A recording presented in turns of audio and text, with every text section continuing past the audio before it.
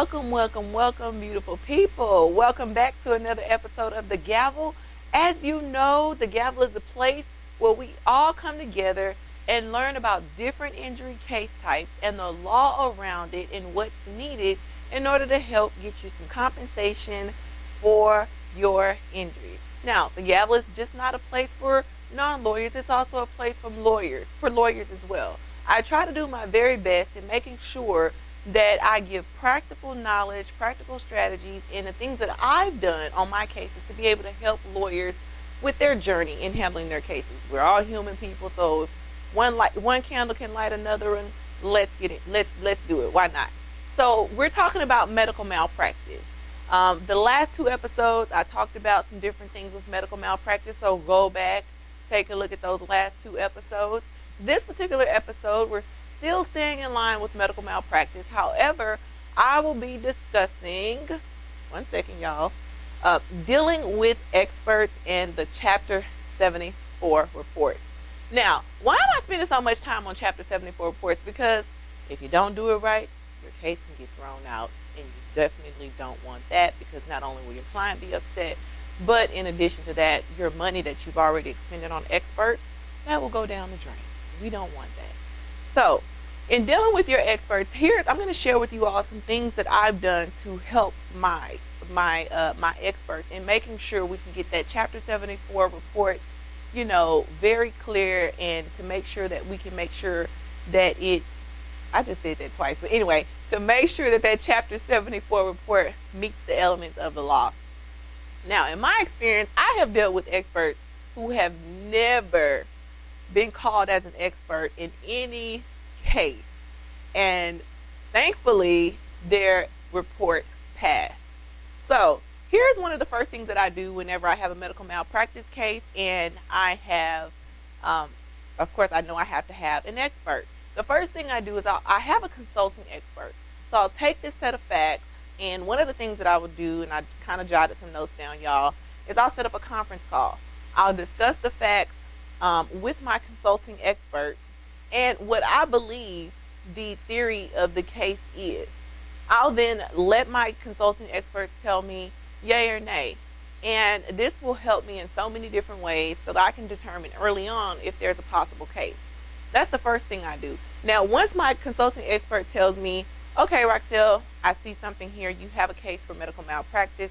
Then I'll go in and I'll normally defer to my consulting expert to tell me what additional experts I may or may not need in order to help prove my client's case.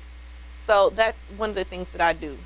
Once I actually retain my expert who I'm going to use for my Chapter 74 report. Now, there's a difference, you guys. We're talking about consulting, and then we're talking about my actual expert that I use. Two different things, because the law, consulting experts, you don't have to disclose, but outside of that, you do.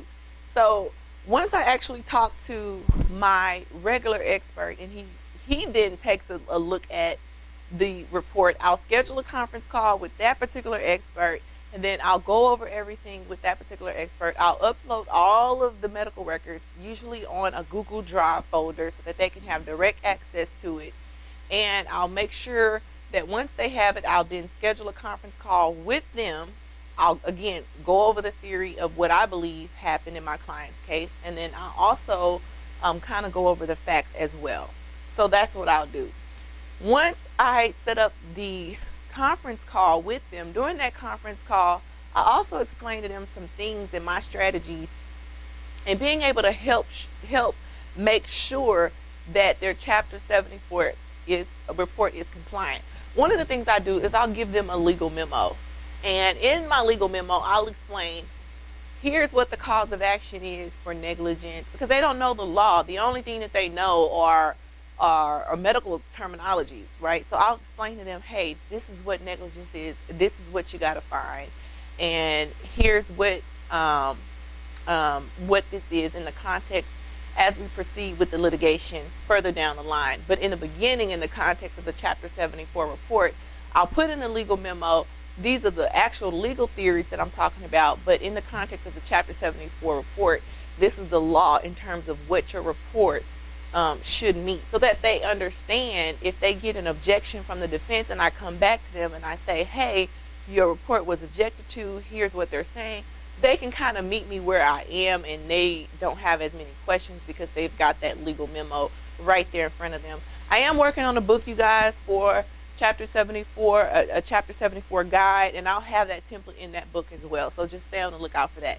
The second thing I'll do is I'll give them what I call a brainstorming sheet. That will help them brainstorm their thoughts, their mental impressions, in making sure what they're writing kind of falls in line with what they need to have in their report. That's the second thing I do. And then the last thing I do is I'll give them a template so that they can see, here's some things that meet, here's some things that some reports in the past that have met the muster. And I normally don't make that template related in any way to what my current case is. I don't do that for obvious reasons, as you guys know. Definitely don't want anybody trying to ever say that they copied off of somebody else's report or whatever the case may be. So that's another thing I do. And then I also, in that brainstorming sheet as well that they'll get, also give them a guide. And I really, really, really go into very, very, very, I guess, in-depth detail on the type of words, if they were to use them, what would meet it, what would not meet it, and things of that nature. So that's what I do. I know it seems like a lot, you guys, but it is a lot. And I do it to make sure that I can get past those objections. My report is not objected to, and it's worked for me, so that's why I'm sharing it for you as well. So again, I set up that conference call. Once I get that conference call, I explain it to them. I give them a legal memo, which discusses all the law around what this case entails. Then I also give them a brainstorming sheet and a guide regarding Chapter 74 reports, as well as a template. That's what I do. And once I pass that Chapter 74 report muster and I don't get any objections, or let's say if I do get some objections and I pass it down, I pass the Chapter 74 hearing. Then once we get on to the actual strategy and designating them as actual counsel and stuff like that, they just go back to my legal memo and they're already with me in terms of what negligence is, what duty means, what breach means, what causation means, what damages means. Like, they know. So that's why I do all that stuff. So it's like a dual purpose for that legal memo. So that's my time for today. I hope that I was able to share with you guys some helpful information to help you with your experts regarding your Chapter 74 reports. Thank you so much, and tune in next time.